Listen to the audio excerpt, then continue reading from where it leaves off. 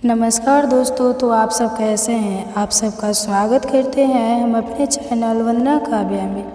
तो आप सब कैसे हैं बताने के लिए हमेशा की तरह कमेंट बॉक्स में हरे कृष्णा जरूर लिखिए।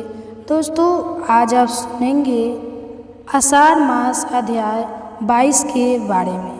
तो दोस्तों, पुराणों के अनुसार ब्रह्मा जी से अत्रि, अत्रि से चंद्रमा, चंद्रमा से बुध और बुध से इलानंदन, पूर्वरवा का जन्म हुआ। पूर्वरवा से आयु, आयु से राजा नहुस और नहुस से ययाति उत्पन्न हुए। ययाति से पुरु हुए, पुरु के वंश में भरत और भरत के कुल में राजा कुरु हुए। कुरु के वंश में शंतनु का जन्म हुआ। शंतनु से गंगानंदन भीष्म उत्पन्न हुए। उनके दो छोटे भाई और थे, चित्रागत और विचित्रवीर्य। ये शांतनु से सत्यवती के गर्भ से उत्पन्न हुए थे। शांतनु के स्वर्ग लोक चले जाने पर भीष्म ने अविवाहित रहकर अपने भाई विचित्रवीर्य के राज्य का पालन किया। भीष्म महाभारत के प्रमुख पात्रों में से एक है। ये महाराज शांतनु के पुत्र थे। अपने पिता को दिए गए वचन के कारण इन्होंने आजीवन ब्रह्मचार्य का व्रत लिया था। इन्हें इच्छा मृत्यु का वरदान प्राप्त था। एक बार हस्तिनापुर नरेश दुष्यंत आखेट खेलने वन में गए। जिस वन में वे शिकार के लिए गए थे, उसी वन में कण्व ऋषि का आश्रम था। कण्व ऋषि के दर्शन करने के लिए महाराज दुष्यंत उनके आश्रम पहुंच गए। पुकार लगाने पर एक अति लवणमयी कन्या ने आश्रम से निकलकर कहा, हे राजन, महर्षि तो तीर्थ यात्रा पर गए हैं, किंतु आपका इस आश्रम में स्वागत है। उस कन्या को देखकर महाराज दुष्यंत ने पूछा, बालिके, आप कौन हैं? बालिका ने कहा, मेरा नाम शकुंतला है और मैं कण्व ऋषि की पुत्री हूँ। उस कन्या की बात सुनकर महाराज दुष्यंत आश्चर्यचकित होकर बोले, महर्षि तो आश्चर्यजन्म ब्रह्मचारी है, फिर आप उनकी पुत्री कैसे हुई? उनके इस प्रश्न के उत्तर में शकुंतला ने कहा, वास्तव में मेरे माता पिता मेनका और विश्वामित्र हैं। मेरी माता ने मेरे जन्म होते ही मुझे वन में छोड़ दिया था, जहाँ पर शकुंत नामक पक्षी ने मेरी रक्षा की, इसीलिए मेरा नाम शकुंतला पड़ा। उसके बाद कण्व ऋषि की दृष्टि मुझ पर पड़ी और वे मुझे अपने आश्रम में ले आए।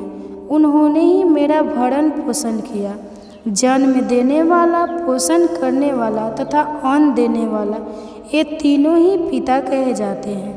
इस प्रकार कण्व ऋषि मेरे पिता हुए। शकुंतला के वचनों को सुनकर महाराज दुष्यंत ने कहा, शकुंतले, तुम क्षत्रिय कन्या हो। यदि तुम्हें किसी प्रकार की आपत्ति न हो तो मैं तुमसे विवाह करना चाहता हूँ। शकुंतला भी महाराज दुष्यंत पर मोहित हो चुकी थी, अतः उसने अपनी स्वीकृति प्रदान कर ली। दोनों ने गंधर्व विवाह कर लिया। कुछ काल महाराज दुष्यंत ने शकुंतला के साथ विवाह करते हुए वन में ही व्यतीत किया। फिर एक दिन वे शकुंतला से बोले, प्रियतमे, मुझे अब अपना राज्य कार्य देखने के लिए हस्तिनापुर प्रस्थान करना होगा। महर्षि कर्ण के तीर्थ यात्रा से लौट आने पर मैं तुम्हें यहाँ से विदा कराकर अपने राजभवन में ले जाऊँगा। इतना कहकर महाराज ने शकुंतला को अपने प्रेम के प्रतीक के रूप में अपनी स्वर्ण मुद्रिका दी और हस्तिनापुर चले गए। एक दिन उसके आश्रम में दुर्वासा ऋषि पधारे। महाराज दुष्यंत के विरह में लीन होने के कारण शकुंतला को उनके आगमन का ज्ञान भी नहीं हुआ और उसने दुर्वासा ऋषि का यथोचित स्वागत सत्कार नहीं किया। दुर्वासा ऋषि ने इसे अपना अपमान समझा और क्रोधित होकर बोले, बालिके, मैं तुझे साफ देता हूँ कि तू जिस किसी के ध्यान में लीन होकर तूने मेरा निरादन किया है, वह तुझे भूल जाएगा। दुर्वासा ऋषि के श्राप को सुनकर शकुंतला का ध्यान टूटा और वह उनके चरणों में गिरकर क्षमा प्रार्थना करने लगी। शकुंतला के क्षमा प्रार्थना से द्रवित होकर दुर्वासा ऋषि ने कहा, अच्छा, यदि तेरे पास उसका कोई प्रेम चिन्ह होगा तो उस चिन्ह को देख उसे तेरी स्मृति हो आएगी। महाराज दुष्यंत से विवाह से शकुंतला गर्भवती हो गई थी। कुछ काल पश्चात कणव ऋषि तीर्थ यात्रा से लौटे। तब शकुंतला ने उन्हें महाराज दुष्यंत के साथ अपने गंधर्व विवाह के विषय में बताया। इस पर महर्षि कणव ने कहा, पुत्री, विवाहित कन्या का पिता के घर में रहना उचित नहीं है। अब तेरे पति का घर ही तेरा घर है। इतना कहकर महर्षि ने शकुंतला को अपने शिष्यों के साथ हस्तिनापुर भिजवा दिया। मार्ग में एक सरोवर में आचमन करते समय महाराज दुष्यंत की दी हुई शकुंतला की अंगूठी, जो कि प्रेम चिन्ह थी, सरोवर में ही गिर गई। उस अंगूठी को एक मछली निगल गई। महाराज दुष्यंत के पास पहुंचकर कणव ऋषि के शिष्यों ने शकुंतला को उनके सामने खड़ी करके कहा, महाराज, शकुंतला आपकी पत्नी है, आप इसे स्वीकार करें। महाराज तो दुर्वासा ऋषि के श्राप के कारण शकुंतला को विस्मृत कर चुके थे, अतः उन्होंने शकुंतला को स्वीकार नहीं किया और उस पर कुलटा होने का लक्षण लगाने लगे। शकुंतला का अपमान होते ही आकाश में जोरों की बिजली कड़क उठी और सबके सामने उसकी माता मेनका उसे उठा ले गई। जिस मछली ने शकुंतला की अंगूठी को निगल लिया था, एक दिन वह एक मछुआरे के जाल में आ फंसी। जब मछुआरे ने उसे काटा तो उसके पेट अंगूठी निकली। मछुआरे ने उस अंगूठी को महाराज दुष्यंत के पास भेंट के रूप में भेज दिया। अंगूठी को देखते ही महाराज को शकुंतला का स्मरण हो आया और वह अपने कृत्य पर पश्चाताप करने लगे। महाराज ने शकुंतला को बहुत ढूंढवाया, किंतु उसका पता नहीं चला। कुछ दिनों के बाद देवराज इंद्र के निमंत्रण पाकर देवासुर संग्राम में उनकी सहायता करने के लिए महाराज दुष्यंत इंद्र की नगरी अमरावती गए। संग्राम में विजय प्राप्त करने के पश्चात जब वे आकाश मार्ग से हस्तिनापुर लौट रहे थे तो मार्ग में उन्हें कश्यप ऋषि का आश्रम दूषीग्रस्त हुआ। उनके दर्शनों के लिए वहां रुक गए। आश्रम में एक सुंदर बालक एक भयंकर सिंह के साथ खेल रहा था। मेनका ने शकुंतला को कश्यप ऋषि के पास लाकर छोड़ा था तथा वह बालक शकुंतला का ही पुत्र था। उस बालक को देखकर महाराज के हृदय में प्रेम की भावना उमड़ पड़ी। वे उसे गोद में उठाने के लिए आगे बढ़े तो शकुंतला की सखी चिल्ला उठी, हे भद्र पुरुष, आप इस बालक को ना छुए, अन्यथा इसकी भुजा में बंधा काला डोरा सांप बनकर आपको डस लेगा। यह सुनकर भी दुष्यंत स्वयं को ना रोक सके और बालक को अपने गोद में उठा लिया। अब सखी ने आश्चर्य से देखा कि बालक की भुजा में बंधा काला गड्ढा पृथ्वी पर गिर गया है। सखी को ज्ञात था कि बालक को जब कभी भी उसका पिता अपने गोद में लेगा वह काला डोरा पृथ्वी पर गिर जाएगा। सखी ने प्रसन्न होकर समस्त वृत्तांत शकुंतला को सुनाया। शकुंतला महाराज दुष्यंत के पास आई। महाराज ने शकुंतला को पहचान लिया। उन्होंने अपने कृत्य के लिए शकुंतला से क्षमा प्रार्थना किया और कश्यप ऋषि की आज्ञा लेकर उसे अपने पुत्र सहित अपने साथ हस्तिनापुर ले आए। महाराज दुष्यंत और शकुंतला के उस पुत्र का नाम भरत था। बाद में वे भारत महान प्रति सम्राट बने और उन्हीं के नाम पर हमारे देश का नाम भारतवर्ष हुआ। गौतम ऋषि के पुत्र का नाम शरद्वान था। उनका जन्म बाणों के साथ हुआ था। उन्हें वेदाभ्यास में जरा भी रुचि नहीं थी और धनु विद्या से उन्हें अत्यधिक लगाव था। वे धनु विद्या में इतने निपुण हो गए कि देवराज इंद्र उनसे भयभीत रहने लगे।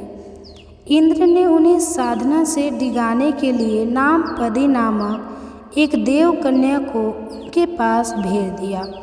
उस देव कन्या के सौंदर्य के प्रभाव से कृप नामक बालक उत्पन्न हुआ।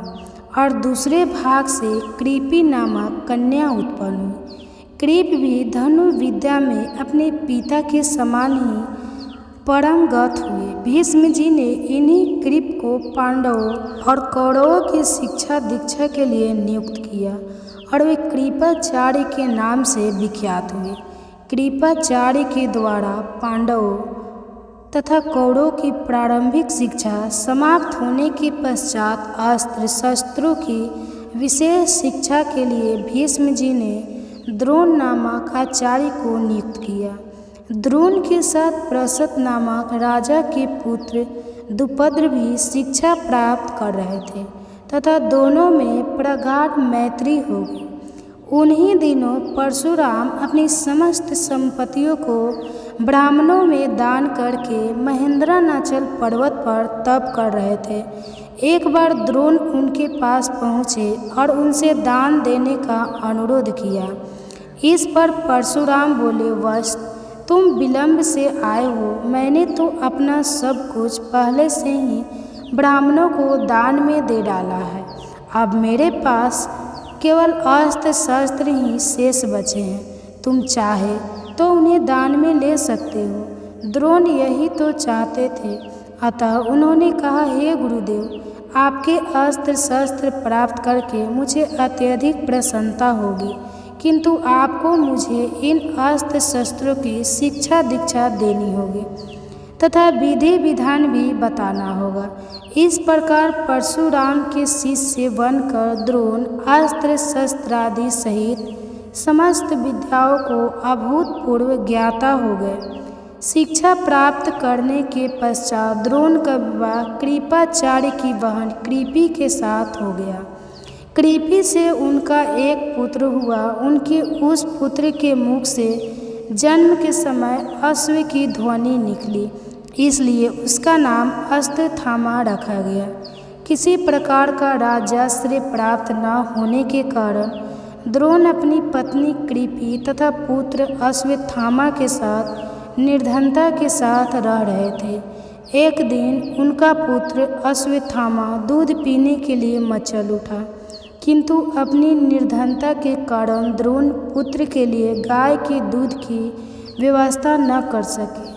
अकस्मात उन्हें अपने बालक के काल के मित्र राजा द्रुपद का स्मरण हो आया, जो कि पश्चिम चाल देश के नरेश बन चुके थे। द्रोण ने द्रुपद के पास जाकर कहा, मित्र, मैं तुम्हारा सहपाठी रह चुका हूँ। मुझे दूध के लिए एक गाय की आवश्यकता है और तुमसे सहायता प्राप्त करने की अभिलाषा लेकर मैं तुम्हारे पास आया हूँ। इस पर द्रुपद अपनी पुरानी मित्रता को भूलकर तथा स्वयं के नरेश होने के अहंकार के वश में आकर द्रोण पर बिगड़ उठे और कहा, तुम्हें मुझको अपना मित्र बताते हुए लज्जा नहीं आती?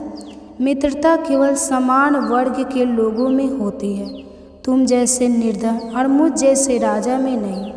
अपमानित होकर द्रोण वहाँ से लौट आए और कृपाचार्य के घर गुप्त रूप से रहने लगे। एक दिन युधिष्ठिर आदि राजकुमार जब गेंद खेल रहे थे तो उनकी गेंद एक कुएं में जा गिरी। उधर से गुजरते हुए द्रोण से राजकुमारों ने गेंद को कुएं से निकालने के लिए सहायता मांगी। द्रोण ने कहा, यदि तुम लोग मेरे तथा मेरे परिवार के लिए भोजन का प्रबंध करो तो मैं तुम्हारा गेंद निकाल दूंगा।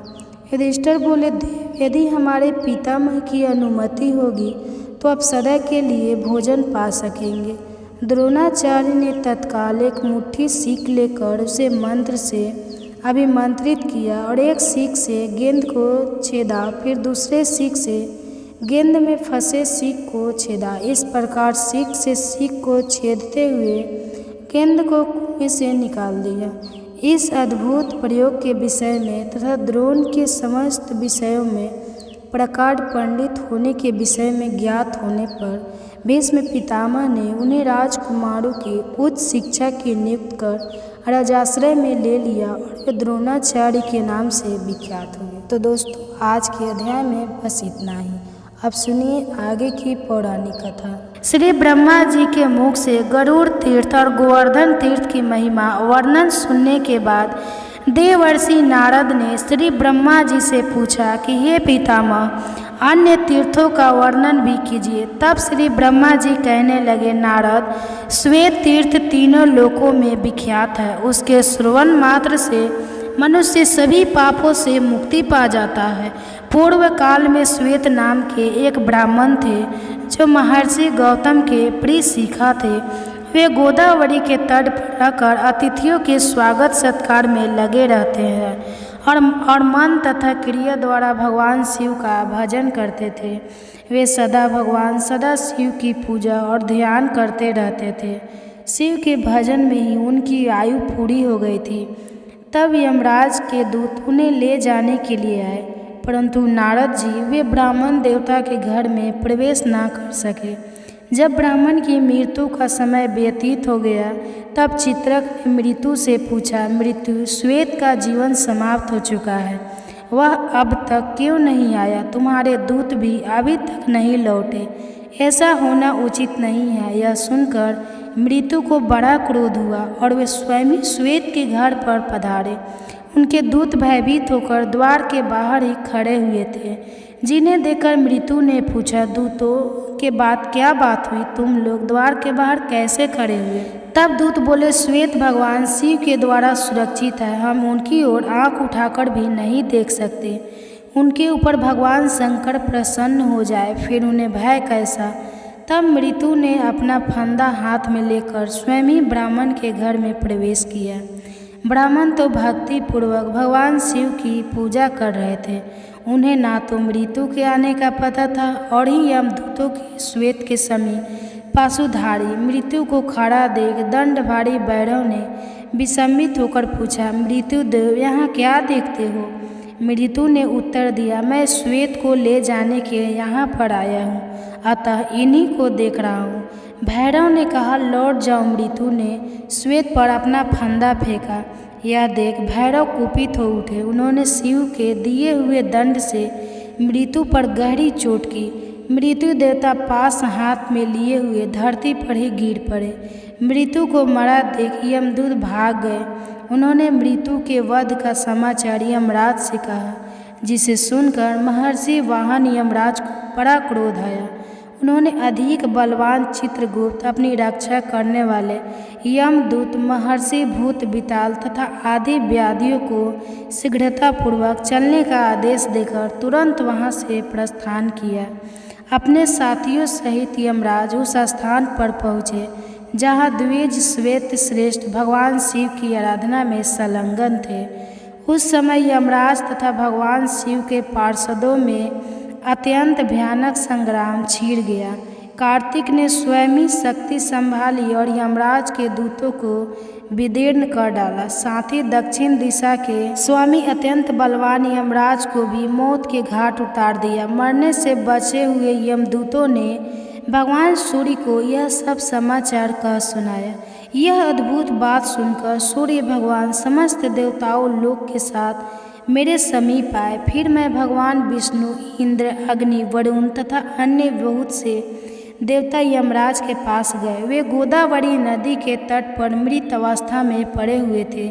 यमराज को सेना सहित मरा हुआ देखकर देवतागण भय से व्याकुल हो उठे और हाथ जोड़कर बारंबार भगवान शिव की प्रार्थना करने लगे। देवतागण बोले, भगवान, आपको अपने भक्त सदा ही प्रिय है और आप दुष्टों का वध किया करते हैं। संसार की आदि सृष्टि नीलकंठ, आपको नमस्कार है। नमस्कार है हे ब्रह्मा प्रिय, आपको नमस्कार है। देव प्रिय, आपको नमस्कार है। श्वेत आपके भक्त है। इनकी वायु छीन हो जाने पर ही यम आदि सब लोग इन्हें ले जाने में समर्थ नहीं हो सके। आपका अपने भक्तों पर इसका महान प्रेम देखकर हम सबको बड़ा संतोष हुआ। नाथ, सचमुच यह बड़े भक्त वत्सल है। जो लोग आप जैसे दयालु परमेश्वर की शरण में आ गए हैं, उन्हें यमराज भी नहीं देख सकता। यह जानकर ही सब लोग परम भक्ति के साथ आपका भजन किया करते हैं। शंकर, आप ही इस जगत के स्वामी हैं। क्या यह बात का आप भूल गए? आपके बिना यह व्यवस्था करने में भला कौन समर्थ हो सकता है? इस प्रकार स्तुति करने वाले देवताओं के समक्ष भगवान शंकर स्वयं प्रकट हो गए और बोले, देवताओं, मैं तुम्हें क्या दूँ? देवता गणों ने कहा, देवेश्वर, यह सूर्य के पुत्र धर्म है, जो समस्त देहधारियों का नियंत्रण करते हैं। इन्हें धर्म और अधर्म की व्यवस्था में नियुक्त किया गया है। यह लोकपाल है, अपराधी और पापी नहीं है, अतः इनका वध नहीं होना चाहिए। इनके बिना ब्रह्मा जी का कोई कार्य नहीं चल सकता, इसलिए सेना और वाहनों सहित यमराज को जीवित कर दीजिए। नाथ, महात्माओं के सामने की हुई प्रार्थना सफल ही होती है, वह कभी व्यर्थ नहीं जाती। भगवान शिव बोले, देवताओं, मेरी बात सुनो। जो मेरे तथा भगवान विष्णु के भक्त हैं, गौतमी गंगा का निरंतर सेवन करने वाले हैं, उन्हें स्वामी हम लोग स्वयं ही हैं। मृत्यु का उनके ऊपर कोई अधिकार नहीं। यमराज को तो कभी उनकी बात तक नहीं चलानी चाहिए। व्याधि आदि के द्वारा उनका पराभव करना कदापि उचित नहीं है, और जो मेरी शरण में आ जाते हैं वे तत्काल मुक्त हो जाते हैं। यमराज को तो चाहिए अपने अनुचर सहित उन्हें प्रेम करे। बहुत अच्छा, ऐसा कहकर देवताओं ने भगवान शिव की बात का अनुमोदन किया।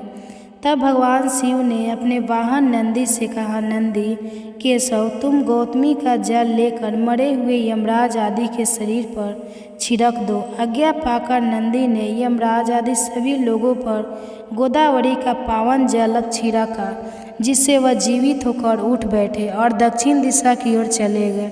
गौतमी के उत्तर तट पर विष्णु आदि सभी देवता ठहर गए और देवाधिदेव महेश्वर की पूजा करने लगे। उस समय वहाँ 1,12,000 तीर्थ एकत्रित हुए थे। इसी प्रकार गोदावरी के दक्षिण पर तट पर 300 तीर्थ एकत्रित हुए। यही श्वेत तीर्थ का पवित्र उपाज्ञान है। जहाँ मृत्यु देवता मरकर गिरे थे, वह स्थान मृत्यु तीर्थ कहलाता है। वहाँ किया हुआ स्नान और दान सभी पापों का नाश करने वाला है। उसके महात्म का श्रवण, पठन और स्मरण अंतःकरण के मल को धोने वाला है और सभी लोगों को भोग तथा मोक्ष प्रदान करने वाला है। इसके आगे शुक्र तीर्थ है, जो मनुष्यों के सभी प्रकार की सिद्धि देने वाला है। वह सभी पापों को शांत करने वाला तथा सब प्रकार का व्याधियों का नाशक है। अगिरा और भगु, यह 2 परम धर्मात्मा ऋषि हुए हैं। देवर्षि नारद, ध्यान पूर्वक सुनो, अब इनका भी वर्णन मैं करता हूँ। इन दोनों के 2 पुत्र हुए, जो बड़े ही विद्वान और रूप तथा बुद्धि से सुबोधित थे। अंगिरा के पुत्र का नाम था जीव और भंगु के पुत्र का नाम था कवि। यह दोनों अपने माता पिता के अधीन रहते थे। जब दोनों का यज्ञोपवीत संस्कार हो गया, तब उनके पिता परस्पर कहने लगे कि हम दोनों में से एक ही इन दोनों पुत्रों का शिक्षक हो। इससे एक ही शासन करेगा और दूसरा मुख से बैठा रहेगा। यह सुनकर अंगिरा ने कहा, मैं कवि को भी अपने पुत्र के समान ही पढ़ाऊंगा, वह सुखपूर्वक मेरे यहाँ रहे। अंगिरा की बात सुनकर भगु ने कहा, ठीक है, और उन्होंने अपने पुत्र शक्रु को अंगिरा की सेवा में सौंप दिया। परंतु अंगिरा उन दिनों बालकों में विषम बुद्धि रखते थे, इसलिए दोनों को प्रथम पढ़ाते थे। बहुत दिनों तक इसी प्रकार यही काम चलता रहा। तब एक दिन शुक्र ने कहा, गुरुदेव, आप मुझे प्रतिदिन विषम भाव से पढ़ाते हैं। गुरुओं के लिए यह उचित नहीं है कि वे पुत्र और शिष्य में भेदभाव समझे। जो लोग विषम बुद्धि रखते हैं, उनके पाप की कोई गणना नहीं है। आचार्य, अब मैंने आपको अच्छी तरह समझ लिया है। आपको मेरा बारंबार नमस्कार है। अब दूसरे किसी गुरु के यहाँ जाऊँगा, मुझे जाने की आज्ञा दीजिए। इसी प्रकार गुरु और बृहस्पति से पूछकर उनकी आज्ञा लेकर शुक्र चले गए। उन्होंने सोचा, अब पूर्ण विद्या प्राप्त करके ही पिता के पास आऊँगा, किंतु किससे पूछूं, कौन सबसे श्रेष्ठ गुरु हो सकता है। इन्हीं सब बातों का विचार करते हुए शुक्र ने कहा, प्राग गौतम जी के पास जाकर पूछा, मुनि श्रेष्ठ, बताइए कौन मेरा गुरु हो सकता है। जो तीनों लोकों का गुरु हो, उसी के पास ही मैं जाऊंगा। गौतम ने कहा, जगत गुरु भगवान शंकर के गुरु होने योग्य है। शुक्र ने पूछा, तो फिर मुनिवर, मैं कहाँ रहकर शंकर जी की आराधना करूँ। गौतम ऋषि बोले कि गौतमी गंगा में स्नान करके पवित्र होकर स्त्रोत द्वारा भगवान शंकर को संतुष्ट करो। संतुष्ट होने पर ही वे जगदीश्वर तुम्हें विद्या प्रदान करेंगे। गौतम ऋषि के कहने से शुक्र गोदावरी के तट पर गए और वहां स्नान करके पवित्र होकर भगवान शिव की स्तुति करने लगे। शुक्र बोले, प्रभु मैं बालक हूँ, मेरी बुद्धि बालक ही है और आप बाल चंद्रमा को मस्तक पर धारण करने वाले हैं। मुझे आपकी स्तुति करने का कुछ भी ज्ञान नहीं, केवल आपको नमस्कार करता हूँ। गुरु ने मुझे त्याग दिया है, मेरा कोई सुहृद अथवा सखा नहीं है, आप ही सभी प्रकार से मेरे हैं। प्रभु हे जगन्नाथ, आपको मेरा नमस्कार है। आप गुरु वालों के भी गुरु और बड़ों के भी बड़े हैं। मैं छोटा बच्चा हूँ, मुझ पर कृपा कीजिए। जगमोह की कृपया करके मेरी ओर देखे। लोक साक्षी शिव, आपको मेरा नमस्कार है। शुक्र के इस प्रकार स्तुति करने पर भगवान शंकर प्रसन्न होकर बोले, वस्त तुम्हारा कल्याण हो, तुम इच्छा अनुसार वर मांगो, भले ही वह देवताओं के लिए ही दुर्लभ क्यों न हो। उदार बुद्धि कवि ने हाथ जोड़कर कहा, नाथ ब्रह्मा आदि देवताओं तथा ऋषियों को भी जो विद्या प्राप्त नहीं हुई, उसके लिए मैं याचना करता हूँ। आप ही मेरे गुरु और देवता है। ब्रह्मा जी कहते हैं, शुक्र ने जब इस प्रकार प्रार्थना की तब देवश्रेष्ठ भगवान शिव ने उन्हें पकड़ लिया, मृत संजीवनी विद्या प्रदान की, जिसका ज्ञान देवताओं को भी नहीं था। साथ ही उन्होंने लौकिक की वैदिक तथा अनन्य विद्या भी दी। जब साक्षात भगवान शंकर ही प्रसन्न हो गए थे तब बाकी भला क्या रह जाता। वह महाविद्या पाकर शुक्र अपने पिता और गुरु के पास गए। अपनी विद्या से पूजित वे दैत्यों के गुरु हुए। किसी समय कुछ कारणवश बृहस्पति के पुत्र कुछ ने शुक्राचार्य से मृत संजीवनी विद्या प्राप्त की। कच्छप से बृहस्पति ने और बृहस्पति के प्रथम पृथक देवताओं ने उस विद्या को ग्रहण किया। गौतमी के उत्तर तट पर जहाँ भगवान महेश्वर की आराधना करके शुक्र ने विद्या प्राप्त कर थी, वह स्थान शुक्र तीर्थ कहलाता है। मृत्यु संजीवनी तीर्थ भी उसी का नाम है। वह आयु और आरोग्य की वृद्धि करने वाला है। वह स्नान दान आदि जो कुछ भी शुभ कर्म किया जाता है वह अक्षय पुण्य देने वाला होता है।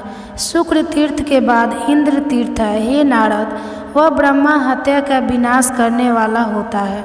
उसके स्मरण मात्र से पाप राशि तथा क्लेश समुदाय का नाश हो जाता है। नारद, पूर्व काल की बात है, जब देवराज इंद्र ने वृता असुर का वध किया तब ब्रह्मा हत्या भी उनके पीछे लग गई। उसे देखकर इंद्र को बड़ा हुआ, वे इधर उधर भागने लगे, किंतु जहाँ जहाँ वे जाते ब्रह्मा हत्या उनका पीछा नहीं छोड़ती थी। तब वे एक बहुत बड़े सरोवर में प्रवेश करके कमल की नाल में छुप गए और उसमें तंतु की भांति होकर रहने लगे। ब्रह्मा त्याग भी उस सरोवर के तट पर 1000 दिव्य वर्षों तक बैठी रही। इस बीच में सब देवता बिना इंद्र के हो गए थे। उन्होंने आपस में सलाह की कि किस प्रकार इंद्र प्रकट। उस समय मैंने देवताओं से कहा, ब्रह्मा हत्या के लिए दूसरा स्थान दे दिया जाए और इंद्र को शुद्ध करने के लिए गोदावरी नदी में नहलाया जाए। इससे स्नान करने से इंद्र पुनः शुद्ध हो जाएंगे। इंद्र का प्रथम अभिषेक नर्मदा नदी के तट पर हुआ। वहाँ उनके पाप का मल का शोधन होने के कारण उस देश का नाम मालव पड़ गया। तत्पश्चात वे गौतमी गंगा के तट पर लाए गए। वहाँ पुण्य नदी के जल में गौतमी का जल लाकर उसी से समस्त देवता, ऋषि, मैं विष्णु, वशिष्ठ, गौतम, अगस्त्य, अत्रि, कश्यप, अन्याय ऋषि तथा यक्ष और पन्नक्ष ने इंद्र का अभिषेक किया। फिर मैंने उन्हें अपने कमुंडलू के जल से भी अभिषेक किया। इस प्रकार वहाँ पुण्य और सीता 2 नदियाँ हो गई और वे दोनों गौतमी गंगा में जाकर मिली। उन दोनों के संगम मुनियों द्वारा सेवित विख्यात तीर्थ गए। तब वे उस तीर्थ को पुण्य संगम कहते हैं। संगम सीधा का ही नाम इंद्र तीर्थ हो गया। वहाँ 7000 मंगलमय तीर्थ निवास करने लगे। उन तीर्थों में तथा विशेषस के जल में जो स्नान किया जाता है वह सब अक्षय जानना चाहिए। इसमें अन्यथा विचार करने की कोई भी आवश्यकता नहीं है। जो इस पवित्र उपाज्ञान को पढ़ता अथवा सुनता है वह मन, वाणी, शरीर और क्रिया द्वारा होने वाले समस्त पापों से मुक्त हो जाता है। हरे कृष्णा। आज के अध्याय में बस इतना ही। अब सुनिए कल के आगे की पौराणिक कथा। भीष्म जी ने पूछा, हे ब्राह्मण, किस कर्म के परिणाम से मनुष्य प्रेत योनि में जाता है और किस कर्म के द्वारा वह उससे छुटकारा पाता है, यह मुझे बताने की कृपा कीजिए। तब फुलय जी बोले, राजन, मैं यह सब बातें तुम्हें विस्तार से बताता हूँ, सुनो। जिसमें कर्म से जीव प्रेत होता है और जिस कर्म के द्वारा देवताओं के लिए भी दोस्तर घोर नरक में पड़ा हुआ प्राणी भी उससे मुक्त हो जाता है, उसका वर्णन करता हूँ। प्रेत योनि में पड़े हुए मनुष्य सत्पुरुषों के साथ वार्तालाप और पुण्य तीर्थों का बारंबार कीर्तन करने से उसे छुटकारा पा जाते हैं। वेद में सुना जाता है कि प्राचीन काल में कठिन नियमों का पालन करने वाले एक ब्राह्मण थे जो पृथु नाम से सर्वत्र विख्यात थे। वे सदा संतुष्ट रहा करते थे, उन्हें योग का ज्ञान था। वे प्रतिदिन स्वाध्याय, होम और जप यज्ञ में संलग्न रहकर अपना समय बिताया करते। उन्हें परमात्मा के तत्व का बोध था। वे परमात्मा का भय मानते थे और सत्य भाषण में अर्थात सत्य बोलने में रत रहते थे। सबसे मीठे वचन बोलते और अतिथियों के सत्कार में मन लगाते थे। सुख दुख आदि संपूर्ण द्विध का परित्याग करने के लिए सदा योगाभ्यास में तत्पर रहा करते थे। अपने कर्तव्य के पालन और स्वाध्याय में लगे रहना उनका हर रोज का नियम था। इस प्रकार संसार को जीतने की इच्छा से वे सदा शुभ कर्म का अनुष्ठान किया करते थे। ब्राह्मण देवता को वन में रहते रहते अनेकों वर्ष बीत गए। एक बार उनका ऐसा विचार हुआ कि मैं तीर्थ यात्रा करूं, तीर्थों के पावन जल से अपने शरीर को पवित्र बनाऊं। ऐसा सोचकर उन्होंने सूर्योदय के समय शुद्ध चित्त से पुष्कर तीर्थ में स्नान किया और गायत्री का जाप और नमस्कार करके यात्रा के लिए चल पड़े।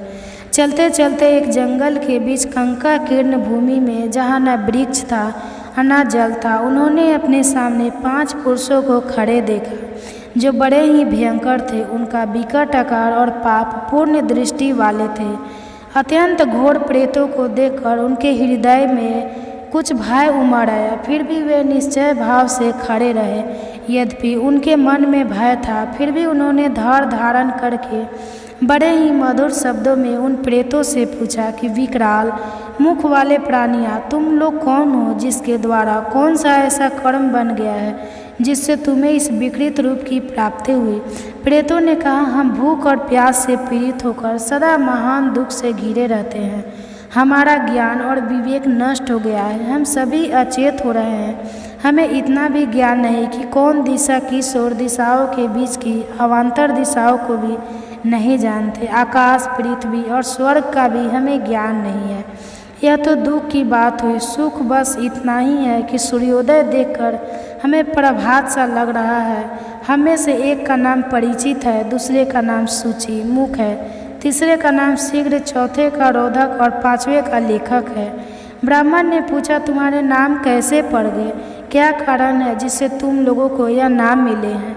प्रेतों में से एक प्रेत ने कहा कि मैं सदा स्वादिष्ट भोजन किया करता था, ब्राह्मणों को परिचित अर्थात बासी भोजन किया करता था, इसी कारण मेरा नाम परिचित पड़ गया है। मेरे इस साथी ने अन्न आदि के अभिलाषी बहुत से प्राणियों की हिंसा की है, इसलिए इसका नाम सूचीमुख पड़ा है। यह तीसरा प्रेत भूखे ब्राह्मण के याचना करने पर भी उसे कुछ देने के भय से बड़ी जल्दी वहाँ से चला गया था, इसलिए उसका नाम शीघ्र गया। यह चौथा प्रेत ब्राह्मणों को देने के भय से उद्विग्न होकर सदा अपने घर पर ही स्वादिष्ट भोजन किया करता था, इसलिए यह रोधक कहलाता है। और हम 5 लोगों में से सबसे बड़ा पापी जो है यह 5वां प्रेत है।